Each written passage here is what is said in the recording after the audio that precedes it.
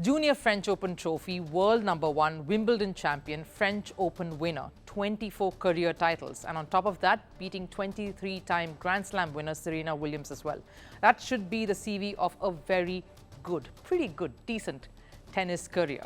That's Simona Halep's career for you. Halep was a dominant force in tennis. She had the potential to be one of the most consistent world number 1s. And she had the potential and the talent to add more slam titles to her name too, if not for the doping ban. In October 2022, Halep had tested positive for the banned substance roxadustat. This happens right after the US Open that year. And later, abnormalities were found in Halep's biological passport. That's what led to her being suspended from the game. Following this, of course, Halep was banned for 4 years. The tennis player was charged for multiple offences in September 2023. Her ban was set to last until October 2026. That would mean that she would have been 34 years old at the time when the suspension would have ended. But Halep continued to fight. She appealed against the ban in February. I had the chance to show my defense, and I really believe that the truth is going to come out, and the day to be on court is going to be soon. I cannot speak more, so I have to wait the decision, and then I will be able to give more information. Thank you for coming, and hope to see you again. This was, of course, during the appeal, and she is confident even back then, even before this final decision. She won the appeal on the 5th of March. The ruling came out that she was cleared and the ban was reduced to just 9 months. It's been more than a year now since the ban was instated in the first place, so technically Halep can immediately return to professional tennis. Her career has been on hold for more than a year now, so Halep at 32 is waiting to get back to the thing that she loves doing the most, which is play tennis. So what really happened after the ban? Simona Halep decided to sue the Canada-based sports nutrition company, saying she was not aware of the implications and she can't be put at fault for consuming something she had no knowledge of, and something that would result in this ban. The Court of Arbitration for Sport, or the CAS, accepted this. The CAS judges also awarded Halep $22,650 towards her legal fees.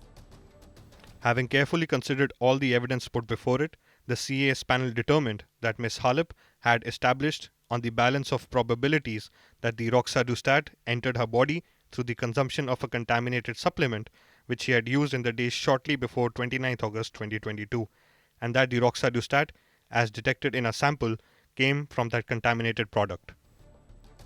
Imagine that then. Just last week, we witnessed a footballer getting banned at a time when a comeback is a massive fight, and playing at the highest level, and more importantly, at the same intensity that you did when you left the sport at, is a huge challenge.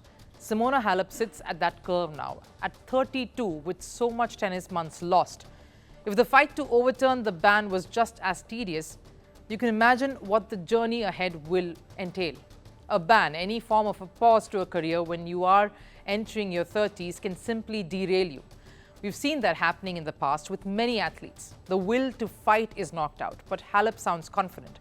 Even in that statement where she says the truth will come out and it will be on her side, you can sense her desperation to come back to the courts. She was obviously thrilled with the result. This was the result we were hoping for all along. She's been unwavering in her belief that the result at the end would be a just result, and so it took a long time to get there, but she was happy to finally see it. We've already filed suit against the supplement company. That's in the very early stages. And so she intends to see that through. I mean, I know she's been practicing throughout. I don't know what her plans are as far as, like what the first tournament would be.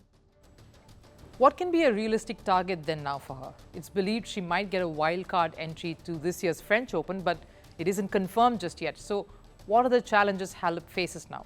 One, of course, is perception, the biggest one. She'll fight the perception of how the world views her now.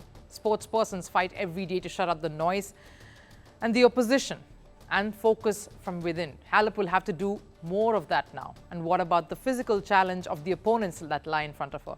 There are many tenacious fighters in the women's draw waiting to unleash their best, and she will be up against them all. Now, I understand age is just a number, but has she still got it to put down some of the young guns on the circuit?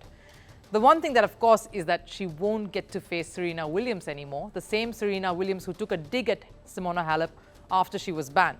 Halep had stopped Williams from winning her 8th Wimbledon title in 2019. Halep had defeated Williams in straight sets to clinch her maiden Wimbledon crown. And when Halep had gotten banned, Serena had tweeted that 8 is a better number, hinting that the ban could result in Serena being awarded that Wimbledon title. But Halep successfully managed to revoke that ban, thus keeping her titles.